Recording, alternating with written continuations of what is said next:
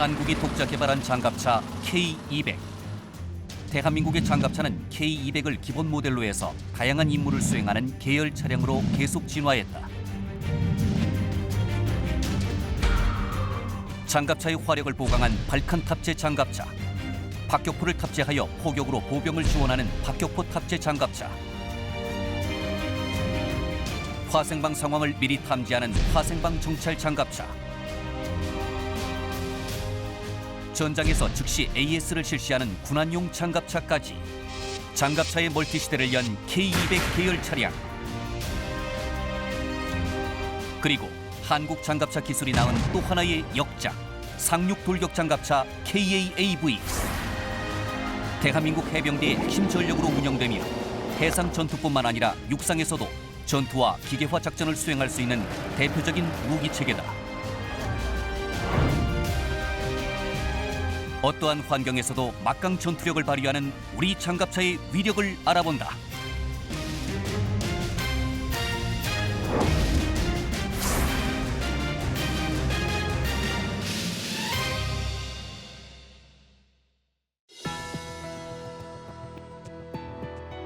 여러분 안녕하십니까?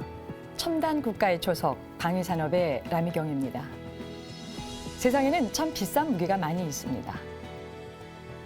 하지만 군의 가장 소중한 자산은 바로 군인이겠죠. 전장에서 우리 아군 병력을 철통처럼 보호해주는 기동 장비, 바로 장갑차입니다. 오늘은 장갑차의 개발사에 대해서 알아보겠습니다. 함께 하실 네 분 소개합니다. 먼저 K200 장갑차의 계열 차량에 대해 말씀해 주실 아주대학교 시스템공학과의 김의환 교수 모셨습니다. 안녕하십니까. 반갑습니다. 상륙 돌격 장갑차 KAV 개발사를 들려주실 하나테크인의 김삼열 부장 나오셨습니다. 네, 안녕하십니까. 월간 폴리튼의 홍희범 편집장 자리하셨습니다. 네, 안녕하십니까. 마지막으로 건국대학교 방위사업학과의 서우덕 교수 함께 하시겠습니다. 예, 안녕하십니까. 바쁜 시간 내주셔서 고맙습니다. 김 교수님, 이제 우리 프로그램이 처음 나오셨는데요. 지금이야 K200을 능가하는 첨단 무기들이 많지만요. 이 80년대 당시에는 이 국내 기술로 이런 장갑차를 만들었다는 것이 굉장히 훌륭한 일이라고 생각을 합니다. 그런 훌륭한 일에 참여하신 주인공으로서 다시 돌이켜 보게 되면은 이 K200 개발 과정에서 가장 어려웠거나 또 기억에 남는 내용이 있으면 어떤 것이 있을까요? 당시로서는 이제 이렇게 말씀드릴 것 같아요. 국내에서 독자적으로 시스템을 개발한다는 것이 굉장히 어려운 그런 시기였었습니다. 특히 기동 장비로서는 국내에서 처음으로 독자 개발한 그러한 시스템인데, 보통 국내 개발을 하게 되면 역사적으로 쭉 들여다보면은 대부분의 시스템들이 기술 도입이라는 그 단계를 한번 거치고 난 다음에 독자적인 모델을 개발하는 게 일반적이었었습니다만은 이 K200 전투장갑차는 그런 단계가 없었어요. 굳이 있다고 한 가지 말씀을 드리자면은 미국의 그 M113 장갑차를 국내에서 정비해주는 사업, 이것이 아마 우리에게 좀 도움이 준 그런 사업이라고 생각이 듭니다. 그래서 이제 그런 상태에서 공식적인 기술을 우리가 지원을 받지 않는 상태에서 개발하다 보니까 이것은 마치 뭐가 비슷했었냐면은 선생님 없이 공부하고 선생님 없이 시험을 봐야 되는 아마 그런 입장이라고 보셨으면 될 것 같은 생각이 듭니다. 그러니까는 굉장히 많은 그 부분에 대해서 연구원들이 집중적인 연구를 하지 않으면 안 되는 그런 일이 있었어요.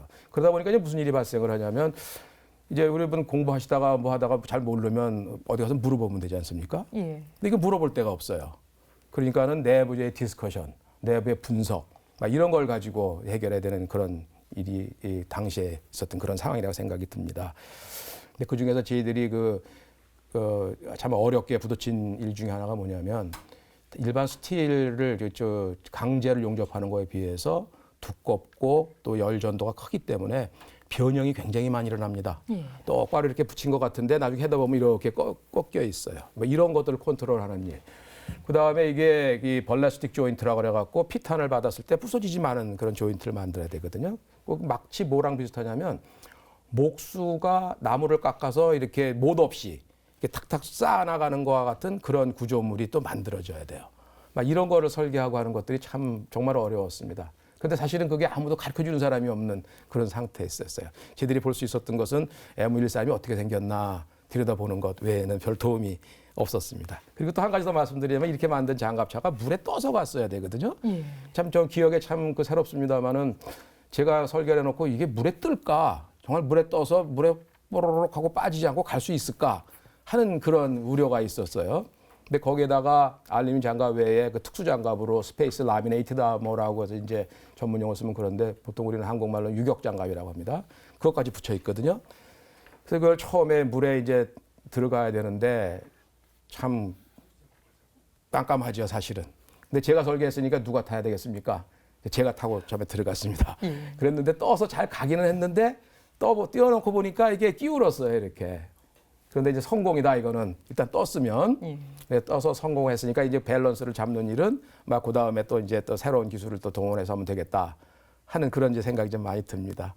이게 제일 그 시험상에 있어서의 그 뇌에 탁 박혀 있는 거는 그 처음으로 물에 들어갔던 그런 기억들.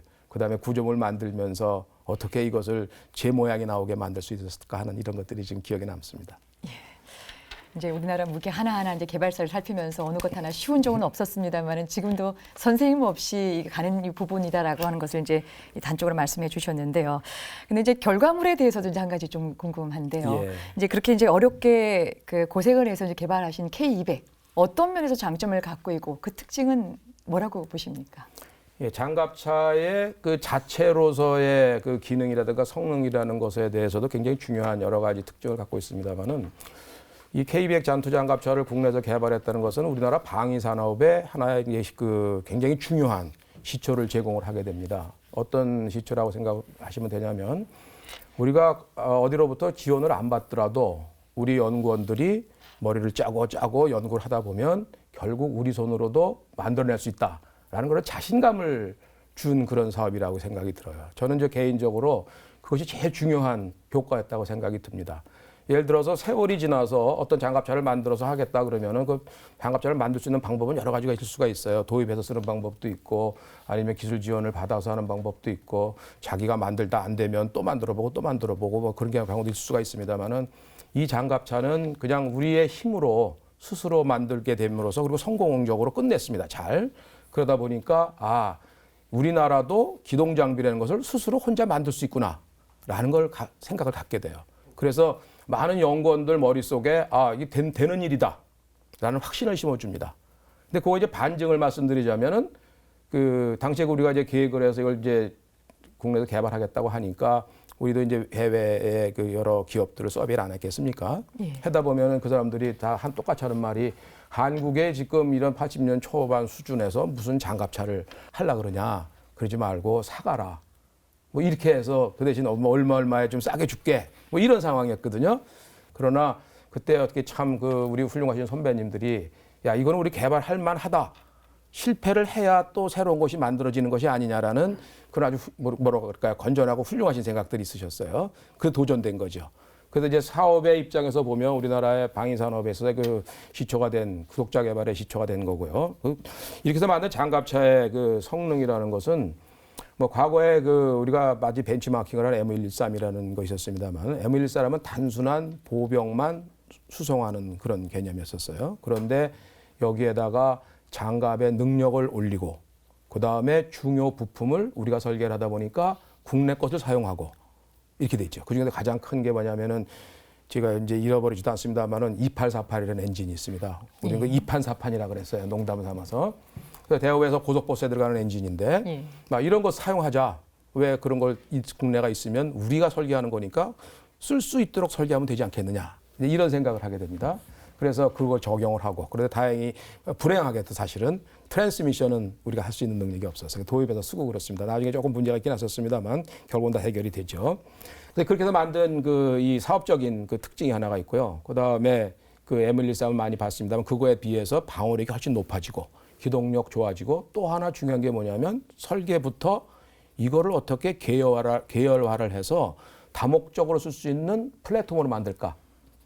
그러니까는 그 원래 최초의 한국의 그 사업명은 뭐냐면은 한국형 다목적 전투장갑차였었습니다. 이미 다목적이라는 말이 들어가 있었어요.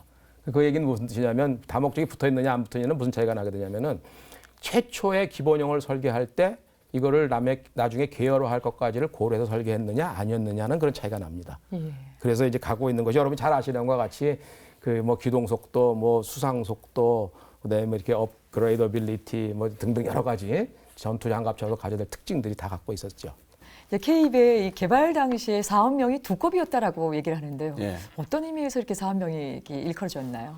그 두꺼비가 원래 그 번식력이 강한 것으로 알려지지 않습니까? 예. 다산의 그 동물인데, 그래서 우리가 보통 그 무기 체계를 만들다 보면은 하나의 그 무기 체계를 만들어서 그 플랫폼, 그 소위 말하는 차체가 있으면은 그것을 이용해서 그에 탑재하는 그 장비를 뭐 이렇게 다른 장비로 갈아서 이렇게 탑재해서 다른 기능을 가지는 그 무기 체계로 만드는 그런 작업을 합니다. 그걸 계열화라고 하는데, 그래서 같은 플랫폼에다가 예를 들어서 뭐 거기다가 병력을 그 수송하는 그 기능을 가지면은 그 병력 수송 장갑차가 되는 것이고, 거기다가 포를 얹으면은 그 포를 말하자면은 사역하는 포차가 되는 것이고, 그런 식으로 쭉 그 기능을 달리하는 것을 여러 대를 만들었어요. 그렇게 되면은 새롭게 무기 체계를 개발할 필요 없이 기존에 있던 것을 조금씩 변형시켜서 하는 것이니까 굉장히 그 기술적으로도 쉽고 뭐 쉬운 건 아니지만 하여튼 뭐 다른 것보다 훨씬 용이하고 또 예산도 비용도 훨씬 그 적게 들고 그런 용이한 점이 있습니다. 그래서 우리가 보통 어느 그 계열이든지 그 계열화를 많이 하려고 애를 씁니다. 근데 이 K200 같은 경우도 미군 같은 경우도 M113을 가지고 여러 가지 계열화 그 장비를 많이 만들었었어요. 그래서 우리도 그렇게 해보자 하는 그런 뜻에서 아마 초기 K200 사업 명칭을 그 두꺼비라고 했던 것 같아요. 그래서 실질적으로 그 K200에 이어서 그 K277 그 사격지 장갑차, 또 화생방 정찰차, 군안 전차, 또 81mm 탑재 장갑차, 뭐 20mm 발칸 탑재 장갑차, 이런 식으로 많은 계열 장비를 만들었었죠. 그래서 두꺼비라는 별명 그 다산에 맞게 그렇게 성공했다, 그렇게 보고 있습니다. 예. 예. 방금 설명해 준 K200 계열 차량에 대해서 좀 더 이제 구체적으로 살펴봐야 할 텐데요. 우선 그 먼저 이 K200 계열 차량에는 어떤 장갑차들이 있는지 화면으로 정리했습니다. 1980년 율곡 사업의 일환으로 M113의 대체 전력을 확보하기 위한 사업이 시작됐다. 한국형 전투 장갑차를 국내 독자 개발하라. 궤도 차량 설계에 대한 체계적인 기술 축적이 전무한 상태에서 수많은 연구와 시행착오 끝에 탄생한 무기 체계가 바로 K200이다. K200은 최초 제작 당시부터 다양한 계열 차량을 염두에 두고 만들었다. 사업명 두꺼비처럼 강한 번식력을 가지고 계열 장갑차를 확장해 나간 것이다. 1994년 엔진 출력 증대 등의 성능 개량을 거쳐 거듭난 K200A1. 군대 규모 병력을 탑승시킬 수 있고 야지와 산지 작전은 물론 도하 작전도 수행할 수 있는 수륙양용 장갑차다.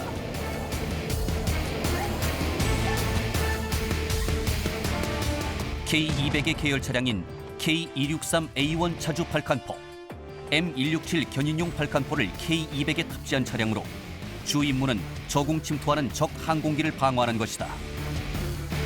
K200 장갑차에 박격포를 탑재하여 포격으로 보병을 지원하는 장갑차인 K242와 K281. K242는 4.2인치, K281은 81mm 박격포를 탑재하고 있다.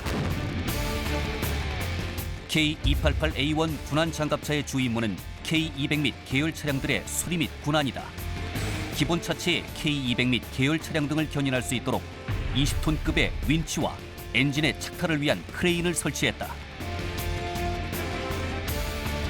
K277 사격 지휘차는 지휘관이 서서 지휘할 수 있도록 높이를 0.54m 연장했고 다양한 안테나와 통신 장비, NBC 방어 시스템 등이 설치돼 있다. 화학전 방어 기능을 갖추고 적의 화학전 여부를 탐색하는 K216 NBC 정찰 장갑차. NBC 병기에 의한 오염 지역의 정찰을 맡고 있다. K221 발연 장갑차는 연막을 이용하여 아군을 보호하는 장갑차다. 가시광선과 적외선을 동시에 차단할 수 있다.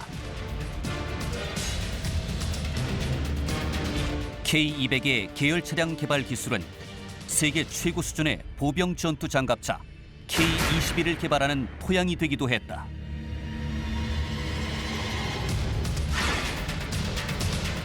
이처럼 다양한 K200 계열 차량은 우리 방위 산업의 또 다른 개발 능력을 증명하는 것이다. 네, 이제 VCR 영상에서도 봤던 것처럼요. K200 이제 그 다양한 계열 차량에 대해서 이제 살펴봤는데요. 김 교수님, 근데 이제 제가 생각하기에는 이제 장갑차 하나를 만들기에도 굉장히 조금 어렵고 힘이 들 텐데요. 이 다양하게 이제 이 계열 차량을 연이어서 이제 만들어내고 있거든요. 이제 그 과정에서 이 꼭 필요한 기술이나 아니면은 좀 선행되어야 될 연구 이런 과정들이 좀 있겠죠. 어떻습니까? 있습니다. 예. 그 K200의 기본형 전투 장갑차를 만들 때도 우리가 이제 그 굉장히 참 어려운 기술 부분이 하나가 있었는데 그게 뭐냐면 이런 거예요. 이 시스템이라는 게 도대체 어떻게 해야지 만들어지는 건가 하는 겁니다. 이미 만들어진 차를 전투 차량을 이렇게 볼 때는 그냥 뭐 그런가 보다 이렇게 보이지만 그 이제 공학적 접근을 하려다 보면은 저게 왜 바퀴가 5개지? 폭은 왜 저만큼이지? 높이는 왜 저렇게 했지? 뭐 등등 여러 가지가 문제가 돼요. 왜 엔진은 하필이면 오른쪽 앞에 있지 왼쪽에 있지 않고 뭐 등등 이런 가지들이 되거든요. 근데 이제 그런 것들이 다 뭐에서부터 만들어지는 거냐면 군이 최종 요구하시는 시스템에 대한 요구 조건 ROC라는 게 있죠. 그러면은 그거를 달성할 수 있는 방법은 굉장히 여러 가지가 있습니다. 이렇게 생각하시면 쉬울 것 같아요. 우리나라 그 한강을 보면 굉장히 여러 가지 종류의 다리가 있죠. 그런데 목적을 따지자면은 뭐 다 큰 차이가 없어요. 예. 차 지나가고 자전거 지나가고 오토바이 지나가고 버스 지나가고 그런데 가만히 들여다보면은 다리가 다 다르게 생겼거든요. 그러면은 저렇게 다른 다리가 만들어지는 것은 도대체 왜 만들어졌을까? 기본적인 그 요구 조건을 다 만족하면서 이 장갑차도 그거가 비슷합니다. 이제 그런 것들을 하는 것이 우리가 보통 지금 와서 말하는 그 시스템 공학적 어프로치를 하게 되는 거예요. 그러니까 요구하는 내용을 쭉 분해를 해서 아 이분들이 요구하시는 게 이런 내용이구나. 그럼 이거를 어떻게 하면 실질적으로 구체적인 어떤 프로덕트로 가능하게 만들까 이런 걸 하게 되죠. 계열 장갑차 설계하는 것도 마찬가지입니다. 이 기본 장갑차를 그런 방법으로 설계를 할 때 거기에다가 하나 더 붙여가지고 만약에 이 계열 장갑차를 그 기본 장갑차를 계열화해서 사용을 하려면 그 계열화할 때에 사용되는 여러 가지 목적이 있겠죠. 박격포를 탑재한다든가 군안 장갑차를 만든다든가 아니면은 지휘용 장갑차를 만든다든가 그런 각각의 요구 조건이 있을 거예요. 그러면은 기본 그 전투 장갑차의 요구 조건에다가 그 요구 조건들을 다 더해서 최초의 개념을 만들 때부터 그거에 이제 그로스 포텐셜 앞으로 어떻게 확장될 것인가 하는 확장 가능성을 부여해서 설계하는 겁니다. 이제 그거는 철저하게 시스템 공학적 어프로치를 하지 않으면 굉장히 어려워졌는데 당시에는 좀 생소한 그런 분야였었습니다. 그래서 우리 연구원들이 공부를 많이 했죠. 제 선배님들도 공부를 많이 하시고. 그러니까 이거는 그 시작부터 이렇게 그 개념 속에 미리 들어가 있었어요. 그러니까 패밀리 오브 시스템즈라고 그럽니다. 보통 계열리 영어로 얘기하자면. 그러니까 패밀리화를 염두에 둔 그런 설계가 되었었죠. 그러니까 이제 확장성, 그다음에 각 계열 장비들이 필요로 한 요구 조건이 무엇일까 하는 그런 것들이 사전에 고려된 설계였었습니다. 예, 그냥 뭐 쉬워 보이는 그 속에서 또 체계 공학적인 접근이 반드시 필요하다는 말씀을 좀 주셨는데요. 네. 이제 계속해서 이제 개발 과정에 대해서 조금 몇 가지 더 여쭤보겠습니다. 예. 이 장갑차 이제 계열 차량 개발이라고 하는 것을 보면요, 그냥 이 장갑차 차체에다가 이 다른 장비만 탑재하면 되는 것인지, 아니면은 하나하나 이 장비에 따라서 이 차체 개량도 자체적으로 해야 되는 것인지 네. 이런 부분이 좀 궁금하거든요. 그래서 이제 구체적으로 시청자들의 좀 이해를 돕기 위해서 몇 가지 좀 사례를 들어서 설명을 주시면 고맙겠습니다. 예, 그게 개량이라는 용어가 있을 수가 있고 개조라는 용어가 있을 수가 있어요. 이제 기본형을 기준으로 봤을 때에 새로운 계열 장갑차를 만들어낸다는 것은 개량 요소와 개조 요소가 두 가지가 포함됩니다. 이미 기본 장갑차를 사용을 하면서 발견된 문제점들 이런 것을 이제 개량이라는 문제로 풀고 그 다음에 새로운 용도로 사용하게 하기 위해서 이제 개조라는 게 들어가게 되는 거예요. 그럼 예를 들어서 우리가 박격포를 탑재하고 싶다. 그러면은 이제 박격포는 포 아닙니까? 예. 그러니까 펑 하고 나가면 이제 진동. 그 다음에 이 박격포가 포탄이 날아갈 수 있는 이 각도를 줘야 되는 이 계구부의 사이즈. 그 다음에 그 충격을 받아내는 힘. 그다음에 그 충격이 예를 들어서 서스펜션에서 이렇게 움직이게 해서 떨리게 안 만드는가, 그다음에 그 안에 소음 때문에 우리 승무원들이 다치진 않는가, 뭐 등등 여러 가지를 이제 고려하게 돼요. 그런 거라든가, 그다음에 이제 군안장갑차를 이제 계열화해서 만든다고 치면은 군안장갑차의 구분 목적은 이렇게 이제 말 그대로 다른 장갑차를 군안해 주는 거거든요. 이제 어려움에 빠져 있을 때. 그러면은 그때에 예를 들어서 윈치 그러면은 윈치를 어느 위치에 붙여서 어느 정도의 강도로 이게 끌어들일 수 있도록 이렇게 와이어 로프를 걸어서 이제 윈치를 잡아 당기는 거거든요. 이제 우리 장갑차가 이렇게 어디 부대 같은 데 빠졌을 때 만약 그런 거 하려면은 도대체 그 용량이 얼마 되고 그 강도는 얼마 되는가. 그러니까 개조하면서 또 이제 기본형을 바꾸게 되죠. 근데 화생방 정찰차 그러면은 예를 들어서 화생방 상황에서는 이미 그 이제 오염된 여러 가지 그 공기 환경, 인바이러먼트 그렇게 되지 않습니까? 그러면은 기밀 이게 또 굉장히 중요해져요. 그러니까 다른 장갑차와 다르게 특별히 이런 기밀에 신경 써야 되는 개조 뭐 이런 것들이 이제 들어가게 되는 거죠. 그러다 보면 이런 것들은 뭐냐면은 기본형 보병 전투 장갑차를 어떻게 내 용도에 맞도록 개조하고 그다음 지금까지 발견된 문제를 개량하느냐, 막 이런 문제들이 복합적으로 들어가 있다고 생각이 듭니다. 이 개량과 개조를 명확하게 이제 나눠서 설명하니까 좀 이제 선명하게 이제 그 내용이 좀 들어오는데요. 그러면 실제 이제 개량 차량 몇 가지를 좀 예를 들어서 이제 여쭤보겠는데요. 지금 K263A와는 이제 발칸포 차량입니다. 네. 이거는 이제 장갑차에 발칸포를 탑재해서 이제 가게 되는 것인데요. 사실상 이 차량은 어떤 전술상의 어떤 목적이 별도로 있는 건가요? 어떻습니까? K200 차체에다가 발칸포를 탑재하기 이전에는 이게 견인형 포였었습니다. 견인형 포거나 아니면은 이 고정해서 어떤 특정 지역에 고정시켜 놓는 그 거치형으로 사용했습니다만은 그렇게 되면은 무슨 문제가 발생을 하냐면 적이 침투를 할 때 침투 루트라는 게 여러 가지로 바뀌지 않겠습니까? 내가 꼭 사수해야 될 어떤 특정 그 목표물이 있다면 거기다 거치를 하면 되는데 그 외에도 여러 가지 또 이게 상황에 따라 바뀌는 모양이 있어요. 그러다 보면 내가 이 포를 신속하게 움직여야 되는 그런 게 있습니다. 그래서 이 발칸포를 장갑차를 이용해서 탑재를 하는데 이게 궤도 차량이 되다 보니까 굉장히 여러 군데를 지나갈 수 있게 돼요. 아까 괴력이라는 말씀 우리 소덕 박사님께서 말씀하셨습니다만은 이렇게 이제 상상하지 못하는 지역을 갈 수 있는 그런 능력을 갖거든요. 궤도 차량이라는 것이. 그래서 이게 그 필요 지역으로 신속 이동해서 그 저속, 그러니까 적어도 대공 능력을 줄 수 있는 막 그러한 장갑차라고 생각하시면 될 것 같아요. 그리고 또 하나가 또 뭐냐면 공격을 해서 위치를 잡는 것뿐만 아니라 내가 일단 적을 공격을 하게 되면 제 위치가 노출이 됩니다. 네. 그럼 노출되면 뭐 빨리 이동을 해야 돼요. 회피를 해야 되거든요. 또 그러한 또 용도로도 쓸 수가 있게 됐죠. 그러니까 여러 가지로 그 발칸이 갖고 있는 한계점을 개선할 수 있는 막 그런 장갑차라고 생각이 듭니다. 예. 이제 또 하나 개념은요. 이제 K216 NBC 정찰 장갑차라고 하는 부분도 좀 마찬가지일 것 같은데요. 이 NBC 정찰이란 어떤 상황을 정찰하고 또 여기 또 어떤 기능적인 부분이 있을까요?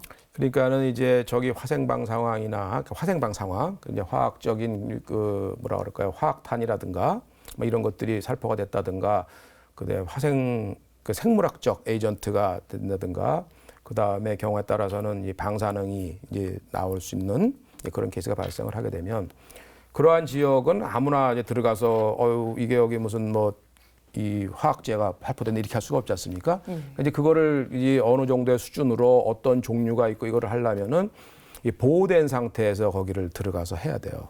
그래서 이 정찰차라는 것은 이 그런 것을 디텍트할 수 있는 장비가 탑재가 돼 있습니다. 그러니까 예를 들자면은 그 화생겸용 자동 분석기, 시료 채취기, 또는 무슨 뭐 기상 측정기. 또 기상 측정기 왜 필요하냐면은 여기에 어떤 그 케미컬 에이전트가 즉 화학제 작용제가 살포됐다면 이제 바람 불고 막 이러지 않습니까? 그럼 어디 살포해서 날아가요. 그러면 지금 이 위치에 있는데 지금의 이 바람의 속도라든가 방향으로 봐서는 몇 시간 후에는 어디가 있겠다라는 이런 걸 또 분석을 해야 되지 않습니까? 그런 것들에 대한 기본적인 그 데이터를 만들어서 보내주고 그다음에 중앙에서 또 계산을 하고 하는 그런 역할을 하는 장갑차가 되겠어요. 그러다 보니까 이 장갑차는 거기에 탑승된 승무원들이 굉장히 보호 자체가 또 굉장히 중요합니다. 그래서 이 장갑차는 기본적으로 그 양압장치라 그래가지고 그 대기압이 예를 들어서 1기압이라고 치면 이거는 1기압에다 플러스 1기압보다 좀 높아요. 그래서 외부 공기가 들어오지 않고 계속 공기를 바깥으로 밀어냅니다. 그러다 보니까 외부 공기가 못 들어오게 돼 있죠. 그런 상황에서 활동을 할 수 있도록 설계가 되어 있습니다. 굉장히 다양한데요. 네, 교수님 이제 그 우리나라의 기갑 기동 장비 개발에 지금 이제 두루 이제 지금 그 개발에 참여하셨는데요. 우리나라 이제 국방 현실상 이 장갑차가 어떤 면에서도 중요한지, 또 최근에 이제 어떤 전장의 환경이 변하게 됨에 따라서요. 이렇게 변화된 환경에 적응해 들어가기에는 우리의 장갑차 어떤 개량이 조금 필요할까요?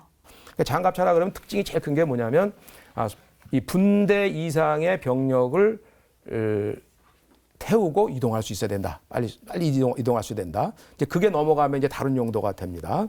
이제 그런 형태로 지금까지 장갑차가 쭉 개발돼서 사용이 됐어요. 결국 뭐냐면 전장에서 이제 속도를 이제 높이고자 하는 그런 얘기죠. 그러니까 방어된 상태에서 내 보병을 움직일 수 있으라고 하는 거죠.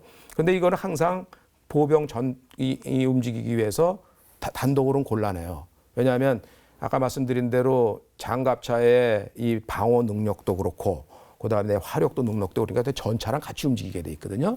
그럼 전차가 예를 들어서 앞장을 서서 가서 큰 타겟을 갖다 뻥뻥뻥뻥 해갖고 다 이렇게 해주면 보병이 이제 거기서 같이 가면서 이제 이 실제 보병이 내 발로 걸어서 말하자면 가는 대신에 장갑차를 타고 가서 이제 적을 제압을 하는 그런 거죠. 그럼 이 앞으로는 그럼 어떻게 될 거냐? 적도 전차를 들고 나온단 말입니다. 그러니까 그 적 전차는 내가 전차를 막아주면 되는데 그러면 장갑차 자체는 같이 움직이다 보니까 굉장히 취약해지죠. 그렇죠? 그래서 앞으로 갈 길은 제가 보기에는 뭐냐면은 이 장갑차라는 개념이 분대 이상의 이 승무원을 보병을 태울 수 있고 그다음에 전차 수준의 장갑 방어력을 갖고 그다음에 화력은 전차가 가질 수 있는 수준으로 전차가 대신해주고 하는 뭐 이런 형태로 계속 되지 않을까 싶은 생각이 듭니다. 현용 유지해서 사용하고 있는 장갑차가 전 세계적으로 봐도 제일 큰 문제점이 뭐냐면 이 단독 작전을 하기 위해서는 방어력이 너무 떨어져요. 특히 요즘에 이제 대테러 그다음에 또 하나가 뭐가 있냐면은 밀집 지역, 도시 지역에서 전투 이런 게 되거든요. 그러니까 이제 공격의 방향이 옛날에는 거의 전면에 있었다면 지금은 이 전방위로 360도 같아요. 그러니까 결국은 보병을 안전하게 이동을 시키려면은 정말 오히려 거꾸로 맨발로 걸어가 가지고 이 지형지물을 이용하든지 아니면 신속 기동을 하기 위해서는 그만큼 장갑 방어력을 증가를 시켜줘야 돼요. 근데 아마 그 수준은 제가 보기에는 이제 장기적으로 보면 거의 이 전차 육박하는 수준으로까지 갈 것 같습니다. 그러나 이제 화력은 제가 보기에는 한 30mm 정도의 수준으로 머물 것 같고요. 그다음에 반드시 보병을 충분한 수의 보병을 태울 수 있는 그런 방법으로 발전하지 않을까 싶은 그런 생각이 듭니다. 예. 여러분은 지금 첨단 국가의 초석 방위 산업을 시청하고 계십니다. 대한민국 해병대가 매년 실시하고 있는 육해공군 합동 대규모 상륙훈련인 호국 합동상륙훈련. UH-60 헬기, UH-1H 헬기 등의 항공 지원을 받으며 KA-AV 60여 대가 상륙함에서 나와 해상에서 육지로 이동한다. 이어 내륙에 근접한 KA-AV는 연막탄을 터뜨림과 동시에 무트로 올라와 목표 해안을 향해 돌진, 상륙작전을 실시한다.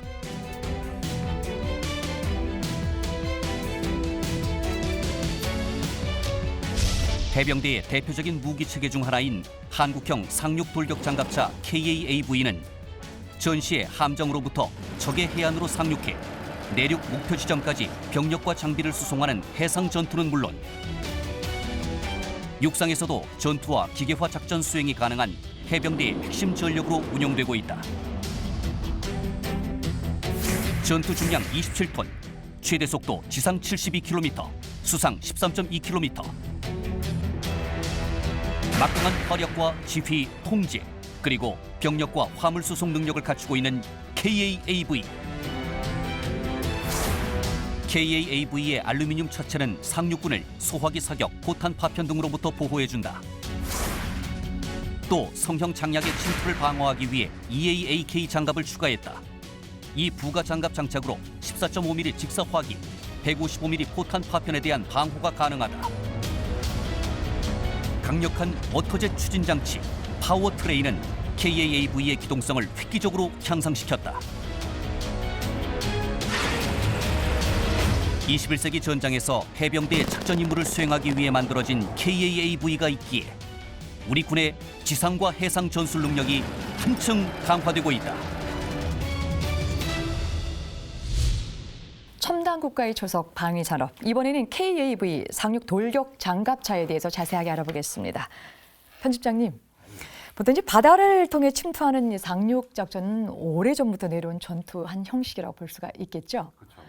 옛날엔 당연히 배를 이용했을 텐데 그렇다면 우리가 알고 있는 현대적 개념의 이 상륙 장비 언제부터 시작이 됐을까요? 예. 사실 이게 상륙 장비가 어떤 우리가 알고 있는 체계로 처음 나온 거는 2차 세계전 때부터 일입니다. 1차 세계전까지만 해도 이 상륙이라는 게 그냥 해안이 있으면은 거기에 보트 타고 가가지고 진짜 말 그대로 노젓는 보트를 타고 가거나 뭐 잘해야 뭐 흔히 얘기하는 바지선 그걸 끌고 와서 상륙하고 그다음에 뭐 물자도 내리고 그런 식인데 문제는 그러다 보니까 방어가 잘 된 해안에 대한 강습 상륙이라는 개념이 이제 슬슬 나오기 시작하니까 도저히 이걸 답이 안 나오는 겁니다. 그렇게 보트 타고 가는 걸로는. 실제로 1915년에 영국하고 프랑스군이 이제 이 터키의 갈리폴리 해안에 상륙을 했을 때 그때 정말 엄청나게 피해를 입었어요. 거의 그 세계 최강의 강대국이 그 터키를 상대로 해안을 거의 못 벗어났습니다. 그 정도의 상륙 작전이 이건 진짜 큰일이구나. 이제 깨달은 이 영국하고 미국이 이제 1920년대와 30년대에 이제 개념 연구를 하다가 근데 그때는 문제는 국방비가 엄청나게 감축되던 그 군축의 시대이기 때문에 개념만 연구하고 거의 실현이 안 되다가 이제 2차 대전이 터질 직전인 30년대 후반부터 이제 급물살을 탑니다, 개발이. 그러다 2차 대전이 터지면서 이제 영국하고 미국이 주도를 해가지고 이 상륙 장비가 아주 우리가 아는 형태의 어떤 기본 틀이 잡히게 되죠. 대표적인 게 두 가지가 있습니다. 그 왜 영화 라이언 일병구하기에 보면 이제 병사들이 이제 상륙정을 타고 오지 않습니까? 예. 이게 그 히긴스 보트라고도 불렸던 LCVP 즉 그 병력 상륙정입니다. 보병 상륙정인데 이거는 원래 그 미국의 사업가 앤드류 히긴스라는 사람이 뭐 해상 유전이라든가 아니면 늪지대 뭐 아니면 하천 이런 데서 쓰기 위한 어떤 쉽게 굉장히 그 수심이 얕은 곳에서 배를 타고 최대한 그 물가 가까이까지 대서 사람이 그냥 물로 빠지지 않고 그냥 그 앞으로 해서 내릴 수 있게 한 그런 구조로 만든 보트였는데 이 미국 해병대에서 이거 그러면은 상륙 작전할 때 쓰자 그래가지고 대량으로 건조를 했습니다. 그게 이제 상륙 작전에서 정말 엄청난 도움을 줬죠. 왜냐하면 이거 한 척에 1개 소대가 다 탑니다. 그리고 경우에 따라 지프 한 대 정도 타고요. 그러니까 이제 상륙 병력의 제1파 선두 병력이 들어오기엔 이거만큼 좋은 게 없었다는 거죠. 그 다음에 또 이제 그 시대 여러 종류의 상륙용 함선이 개발이 됐지만 또 정말 주목할 게 LST라는 게 있습니다.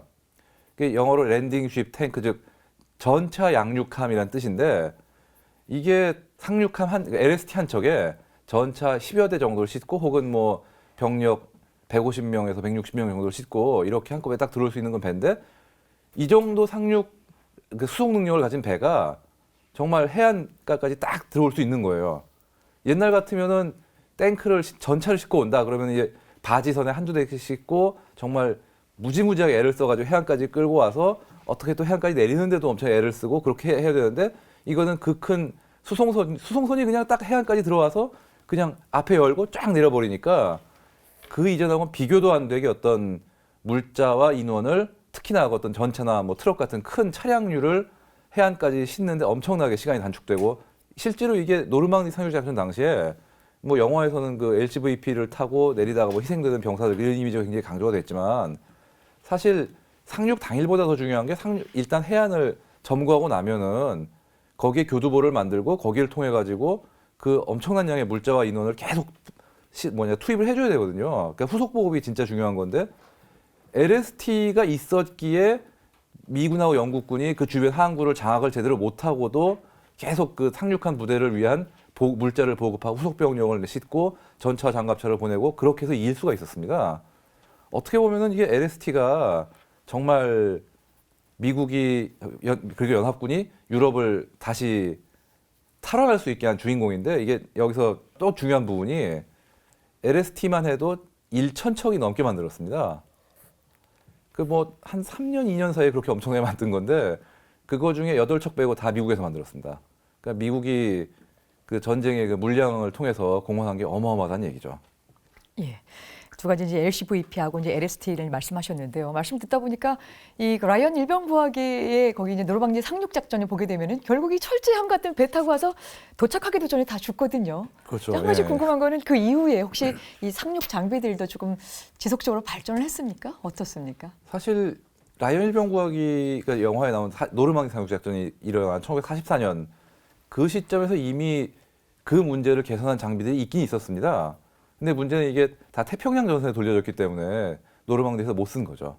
그리고 또 그 정도로 치열하리라고 예상을 못한 부분도 있고요. 그게 바로 이 문제를 해결한 장비가 LVT라고 하는 어떤 궤도식 상륙 장갑차입니다.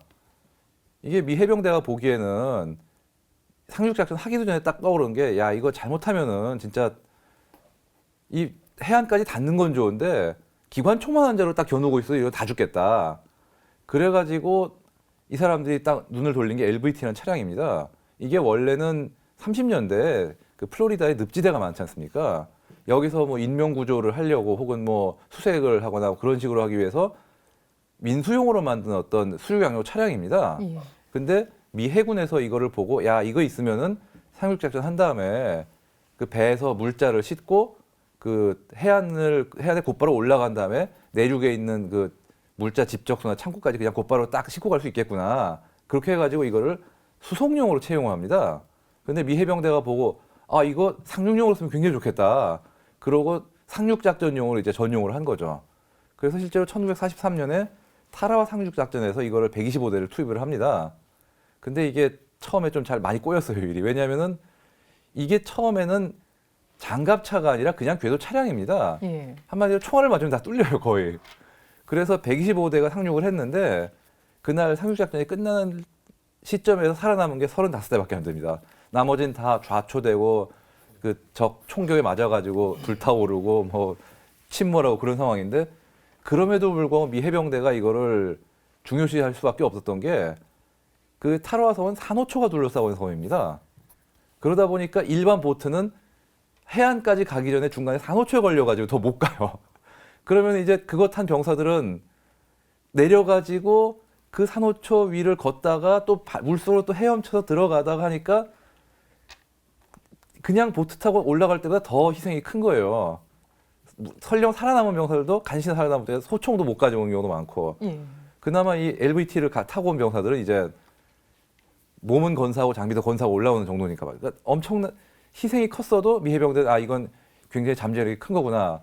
그러고 이제 그 뒤에는 이제 장갑판을 두르고 뭐 기관총도 탑재를 하고 그다음에 뭐 포를 탑재한 화력 지원 버전도 만들고 그래가지고 크게 개량을 했는데, 이게 굉장히 아이러니컬한 게 이 타라와 작전 이후에 일본이 전략을 바꾸면서 이게 본래 목적을 했던 어떤 방어된 해안에 대한 상륙은 별로 할 일이 없게 됐습니다. 왜냐하면 일본군이 이제 해안에서 미군을 직접 맞서 싸우는 게 아니라 이게 그랬다가 결국 해안에서 다 몰살당할 것 같으니까 해안에 상륙을 하게 놔두고 내륙에 들어가면 이제 이거를 그 안에서 이제 최대한 피해를 주자, 이런 방식으로 바꿨기 때문에 그 뒤에 상륙작전 자체는 큰 도움이 안 됐지만 그 대신에 해병대가 쓸 수 있는 장갑차 같은 개념으로 내륙에서 나름 활약을 많이 했고요. 그 다음에 또 6.25 때도 인천 상륙작전 같은 경우에 이 병력들을 해안 이후는 물론이고 내륙까지 무사히 실어 나르고, 심지어 한강을 도하할 때도 파괴된 교량을 쓸 수가 없으니까 이 LVT들로 강을 건너가지고 제1진 병력들을 상륙을 시킵니다. 그러니까 도하를 시키는 거죠. 그런 식으로 이 LVT가 2차 대전과 그 뒤의 전쟁에 끼친 공헌은 상당히 큽니다. 예. 서 교수님, 우리나라 해병대가요, 우리 6.25 전쟁 때 정말 미군이 깜짝 놀랄 정도의 어떤 전투력을 좀 발휘하지 않았습니까? 근데 지금 생각해 보면 뭐 그 당시 어떤 뭐 특별하게 해병대가 장비가 있어서 그런 어떤 전투력을 발휘했을 것 같지는 않거든요. 네. 그렇다고 한다면 이 특히 이제 수륙 관련 장비가 어땠는지 상황이 설명을 좀 부탁드리겠습니다. 예. 그 우리나라 해병대가 창설된 것은 1949년 4월 15일입니다. 그 당시에 그 진해에 있는 덕산 그 비행장에서 초대 사령관이 그 신현준, 그 당시에는 중령이었습니다. 해군 중령이었는데 이분을 사령관을 해서 그 당시 장교 부사관 그 사병 다 합쳐서 약 380명 정도가 구성이 돼서 해병대가 창설이 됐어요. 근데 장비는 없었습니다. 뭐 상륙 그 장비라든지 뭐 수륙 양용 이런 것은 전혀 없는 상태에서 창설만 됐고, 그 당시 뭐 아까 말씀한 노르망디 상륙 작전이다, 또 일본의 그 여러 가지 그 태평양 전쟁에서 상륙 작전이 필요하다는 것을 인식을 해서 부대는 창설을 했는데 장비는 없던 그런 상황이고, 그러다가 그 다음에 그 바로 6.25가 터져버렸죠. 그 6.25가 난 다음에 그 북한군이 약 두 달도 안 돼서 낙동강까지 진출을 했지 않습니까? 그래서 그 낙동강 전선이 형성이 됐는데 포항, 영천해서 낙동강 줄기를 따라서 저 밑에 그 통영까지 쭉 이렇게 그 전선이 형성된 상태였습니다. 그런데 그 통영 지역에 당시에 뭐 그때까지는 우리 군이 사실 그 어떤 공격 작전이라고는 할 수 없는 그런 상황에 계속 밀려서 온 상황이었는데, 그 통영 지역에서 처음으로 그 우리 군이 소위 말하는 그 공격 반격 작전을 한 게 그 해병대가 처음 했다 그래요. 그래서 거제도에서 통영으로 가는 그쪽으로 당시에 그 되었던 그 해병대가 뭐 장비가 없으니까 민간 선박을 이용해서 상륙 작전을 해서 사실 크게 성공했다 하는 그런 그 전사 기록이 있습니다. 그래서 그 당시에 통영에 그 있던 그 북한군 그 대대를 크게 물리치고 이제 회복을 하고 했는데, 그 작전이 성공한 다음에 미국의 그 마가레트 히킨즈라는 그 UPI 통신 여성 기자가, 나중에 이분이 아마 퓰리처 상을 받은 분이라 그래요. 그 부대를 방문해서 그 작전 상황을 보고 또 성과를 보고 나서는 한 말이, 이 사람들 그 귀신이라도 때려잡겠다라고 한 게 유래가 돼서 귀신 잡는 해병이라는 그런 그 말이 그 나왔다 그러더라고요. 그리고 어쨌든 뭐 그런 정도로 열악했는데, 그 실제로 뭐 장비다운 장비를 받은 것은 그 전쟁 중에 1951년도에 10월 15일, 그러니까 오늘 날짜로 아마 그 당시에 LBT-3C라고 하는 장비를 미군으로부터 받은 걸로 되어 있어요. 그래서 소대를 창설했다고 합니다. 당시에 그 LBT는 아까 뭐 홈페이지에서 말씀하셨지만은 LBT 1, 2까지는 그 병사들이 그 턱을 그냥 그 넘어가야지 이제 그 땅에 내릴 수 있는 그런 구조였는데, 3부터는 아마 이렇게 램프를 달아가지고 바로 딱 내릴 수 있도록 하는 그런 정도로 개량이 됐다고 해요. 하여튼 그런 장비를 받아서 소대 창설하고, 나중에 뭐 계속 그 증편이 됩니다만은 말씀하셨듯이 한강 도하할 때 뭐 이런 좀 유용하게 사용했다 하는 그런 기록이 있습니다. 예. 결국 이제 6.25 전쟁 당시에는 정말 수륙 관련 장비가 없이 이제 전투를 했다라고 하는 걸로 이제 볼 수 있는데요. 김 부장님, 그렇다고 한다면 6.25 이후에 수륙 관련 장비를 도입을 좀 했습니까? 그 1971년도에 이제 LVT P7 평형용 차량이 이제 개발이 됐고요. 그 차량 아까 말씀하신 대로 궤도로 이제 해상 운행하는 그 방법이 아니고 별도의 어떤 해수 추진 장치를 장착을 해서 그 해상 운행할 수 있는 그런 장비였습니다. 예. 그래서 이제 80년대 초에 와서는 그 미군은 이제 LVT-7 차량을 수명 연장을 하고 성능 개량을 해서 LVT-7A1 차량을 새로 또 개발했습니다. 그래서 우리 한국 해병대 같은 경우에는 74년도에 이제 LVT-7 차량을 도입을 했고요.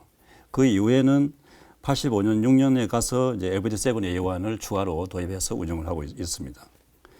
그런데 이 시기에는 그 미 해병대 같은 경우에는 이제 함정 모함으로부터 그 해안까지 이제 상륙하는 그 개념을 벗어나 가지고 단지 이제 모함에서 해안을 상륙한 다음에 그 내륙에 있는 기동을 해서 타격을 시킬 수 있는 그런 강습 작전의 어떤 개념을 도입하기 시작했습니다.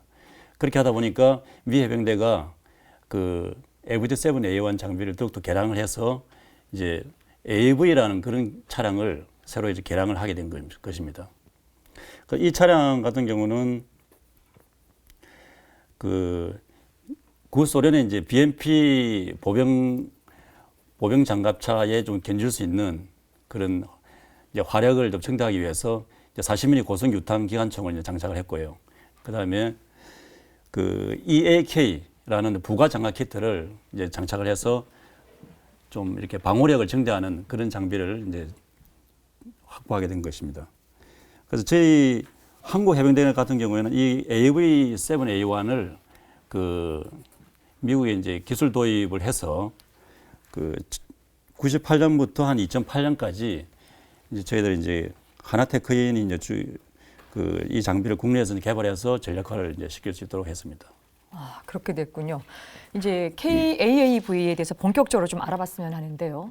우선 좀 어떤 기능과 특징을 가진 장비인지 좀 설명을 좀 부탁드리겠습니다. 예, KAV는 해병대의 어떤 생존율과 어떤 상륙 작전의 이제 중요한 핵심 장비입니다. 그래서 기존의 LVT 장비에 대비해 가지고 이제 기본적으로 이제 방호력이라든가 뭐 그다음에 이제 생존성이라든가 이런 부분들이 상당히 이제 좀 뛰어난 상태고요.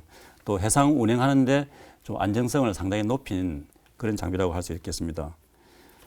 그다음에 이제 포탑 쪽에 이제 LVT 장비에는 적용되지 않았던 그 포탑 쪽에 이제 새로운 어떤 그 무장을 이제 추가로 장착을 했는데 아까 말씀드린 어떤 K4 40mm 유탄기관총을 이제 장착을 했고요.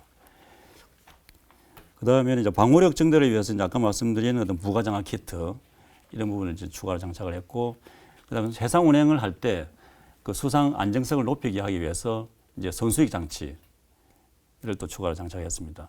그리고 그 차량 내에 그 화재가 발생했을 때 급속하게 이제 진압을 할 수 있는 자동 소장치, 또 아까 K200 말씀하실 때 얘기 나왔던 그 저희 어떤 사격으로부터 차량을 보호하기 위한 어떤 은폐를 하기 위한 어떤 발현 장치 이런 부분들을 이제 추가를 했습니다. 예. 뭐 간단하게 뭐 생존, 상륙, 뭐 안정성, 뭐 소화기, 네. 은폐, 뭐 다양한 어떤 이런 기능들을 또 갖추었으니까 야전에서 어떤 활약을 할지 또 기대가 또 되는 또 이 부분이기도 합니다. 그렇다 한다면 이 KAV에 이제 어떤 목적으로 이제 운용을 할 수 있는지 좀 소개를 좀 부탁드리겠습니다. 예, KAV는 기본적으로 이제 상륙 작전에 그 운영을 하고 있습니다. 그래서 상륙 모함에서 그 상륙 해안으로 이제 신속하게 기동을 할 수 있는 그런 필수 이제 장비라고 생각할 수 있고요. 그 상륙을 했을 때 그 해안에 있는 적 화기로부터 이제 상륙권을 이제 보호할 수 있는 이제 그런 기능을 할 수 있고, 또 이제 환자를 수송하거나 또 물자를 이제 보급하거나 또 추가로 이제 병력을 이제 그 수송하기 위한 그런 임무를 이제 수행하는 장비라고 생각할 수 있습니다. 그래서 이제 병력 수송하는 이런 부분들은 그 완전 무장한 병력을 이제 탑승해서 해상과 육상에서 이렇게 운용할 수 있는 그런 이제 장비고요. 그 최근에 이제 뭐 전투 개념이 이제 많이 발전돼서 이제 그 상륙하는 것뿐만 아니라 내륙에 어떤 적을 타격할 수 있는 그런 기동을 하고 타격할 수 있는 그런 이제 개념으로 이제 계속 운영이 좀 바뀌고 있고요. 또한 이제 해안선의 어떤 적의 어떤 무력화시킨다거나 또한 또 평상시에는 긴급 어떤 위기 상황이 발생했을 때 또 신속하게 대응할 수 있는 그런 부대로서 이제 기능도 이제 할 수 있고, 또 이제 해외 국가하고 연합으로 이제 작전할 수 있는 그런 부분도 이제 같이 활용할 수 있는 그런 장비라고 생각할 수 있습니다. 이 점에서 이제 한 가지 이제 궁금해지는 게요. 그러니까 미국의 AAV 성능과 비교했을 때는 어떻습니까? 기본적으로 이제 AAV 장비를 이제 한국에 이렇게 도입을 했기 때문에 기본적으로 체계 성능이라든가 그런 부분들은 동일하다고 이제 판단할 수 있습니다. 그런데 그 이후에 이제 한국 해병대에서는 그 더욱더 이제 일부 성능 개량을 또 추가로 이제 적용했기 때문에 예를 들면은 그 무월광 상태에서도 이제 어떤 외부 환경 조건에서도 이렇게 관측을 할 수 있는 그 열영상 방식을 적용한 어떤 사수 조정용 이런 부분들을 이제 적용했고요. 그다음에 이제 포탑을 이 작동을 시킬 때 선회를 하거나 또 무장이 이제 K4하고 K6 두 가지가 있는데 그 부분에 어떤 고저 작동하는 그런 부분들을 선회와 고저 작동을 동시에 이렇게 할 수 있는 그런 시스템을 이제 추가로 적용했습니다. 그리고 그 위성에 의해 가지고 자기 위치를 이제 확인하거나 또 이동 방향하는 그런 부분들을 표시할 수 있는 그런 PRE 항보 장치를 이제 추가로 적용했습니다. 예. 미국의 이제 AAV 성능과 비교해 보니까 또 명확하게 어떤 특성을 가졌는가를 또 금방 이제 알 수 있었는데요. 결국 이제 KAV가 이제 국내에서 이제 상륙 돌격 장갑차를 생산하게 됐다라고 하는 거에 굉장히 중요한 의의를 또 가질 수 있거든요. 예. 이제 그런 면에서 이 처음 이제 어떻게 시작이 됐는지 또 도입했었을 때 굉장히 좀 어려움이 많았었을 텐데 어땠습니까? 예. 그 KAV 사업은 사실은 이제 기존에 그 한국 해병대에서 LVT-7A1 또 LVT-7E 구형 장비들을 운영을 하고 있는 그 상태였기 때문에 그 기 운영 사례라든가 또 전력화 시기 이런 걸 고려해 가지고 그 미국의 이제 해외 기술 도입을 이제 할 때 원래는 이제 그 개발 시험 평가를 거쳐서 전력화를 이제 시키는 그런 무기 체계 이제 절차가 있는데요. 그 요 부분은 이제 기존 운영 장비가 있다 보니까 서류를 통해서 기술 자료라든가 이게 서류를 통해서 이제 시험 평가를 거치고 무기가 채택된 장비입니다. 그 이후에 이제 1995년도에 저희 하나테크연에서 주 계약자로 이제 선정이 되었고요. 그 미국하고 이제 기술 도입을 이제 해서 그 1997년 3월달에 이제 부품 국산화 부분들을 이제 추진을 했고, 97년 이제 6월달에 이제 그 초도 생산 장비 2대를 이제 제작했습니다. 그래서 이 초도 생산 장비 2대를 제작한 이후에 그 초도 생산 시험을 정부 기관하고 같이 해서 거쳐서 전력화를 했는데, 그때는 기본적으로 장비 초도 생산 시험 평가에서 요구하는 기본 성능 시험 평가라든가 그다음에 뭐 자동차 장치, 뭐 수상 운행 여러 가지 이제 방수 시험이라든가 이런 여러 가지 시험들을 다 거쳐서 그 기본적으로 입증을 완료를 했습니다. 예, 그렇군요. 근데 이제 이게 국내에서 처음 생산하는 것임에도 불구하고요. 이 초도 생산부터 꽤 많은 이제 부품들을 국산화했다고 하는데 이게 좀 가능했습니까? 예, 그 기본적으로 부품 국산화 부분은 해외 기술 도입 장비이다 보니까 이제 부품 국산화를 적용했는데 한 미국하고 50대 50 개념으로 그 저희들 기술 도입을 이제 받아서 부품 국산화를 이제 추진했습니다. 그래서 주요 기능품 위주로 이제 국산을 했는데 뭐 엔진이라든가 포탑, 또 연료 탱크, 그다음에 뭐 궤도 정감속기 이런 주요 기능품들 위주로 부품 국산화를 이제 했고요. 그래서 이 국산화를 이제 이렇게 하는 동시에 이제 이 차량을 이제 국내에서 최초로 이제 조립 생산을 이렇게 해야 되다 보니까 그 미국에서 기술 도입을 할 때 여러 가지 이제 과정을 좀 거쳤습니다. 그래서 기본적으로 이제 장비 체계라든가 시스템 이런 부분들을 검토를 하고, 그 다음에 이제 가공 용접 조립의 어떤 기술 이런 부분들을 이제 이전을 받아서 그 차량을 이제 제작을 하고 초동 생산 시험을 할 수 있도록 이제 준비를 했고요. 그래서 그와 동시에 이제 저희들이 50%에 해당되는 부품에 대한 어떤 국산화 부분들을 동시에 이제 병행해서 추진해서 그 초동 생산 차량 제작하는데 같이 적용해서 시험 평가를 할 수 있도록 그렇게 준비를 했습니다. 예, 또 그렇게 됐군요. 근데 이제 KAV는 이제 결국 미국과 기술 협력 방식으로 해서 이제 제작이 됐고요. 또 그 과정에서도 많은 또 기술을 또 이렇게 우리가 습득했을 것 같거든요.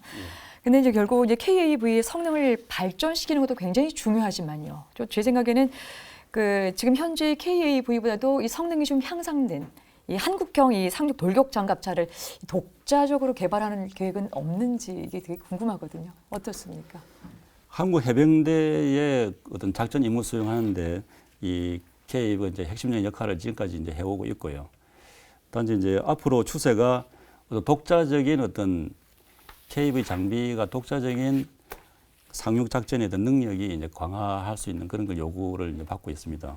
또 그리고 상륙 작전의 어떤 지역 자체도 좀 많이 확대되는 그런 추세가 있고요.